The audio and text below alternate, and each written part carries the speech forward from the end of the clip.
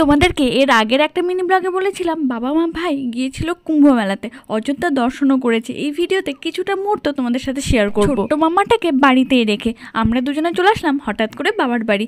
আসলে ভাইয়ের জন্মদিন বলে কথা। বাংলার তারিখ হিসাবে একটু আগে পরে হলেও ইংরেজি ডেট হিসাবে ভাইয়ের জন্মদিন আর বড়মশাইয়ের জন্মদিন একদিন আগে পড়ে। এবার একটু কাজের সূত্রে বড়মশাই একটু ব্যস্ত। কয়েকদিন আগে তোমাদেরকে নতুন দোকানের ওপেনিং ভিডিওটাও তো দিয়েছি, সেই জন্য জিনিসপত্র স্টকিং এর কাজ চলছে তুঙ্গে। তাই বড়মশাইয়ের বার্থডে সেলিব্রেট করাটা এবার আর হয়ে ওঠেনি। ভাইয়ের জন্য গিফট নিয়ে এসি এবার সেখান থেকে। আমার কাছে তো খুবই স্পেশাল, নিজের একটা ফিলিংস আসে। মা এবার আগে থেকেই বলেছিল যেহেতু বড়মশাইয়ের জন্মদিনটা এবারে সেলিব্রেট করা হয়নি, কম বেশি দুজনেরই সেলিব্রেট করা হবে একসাথে।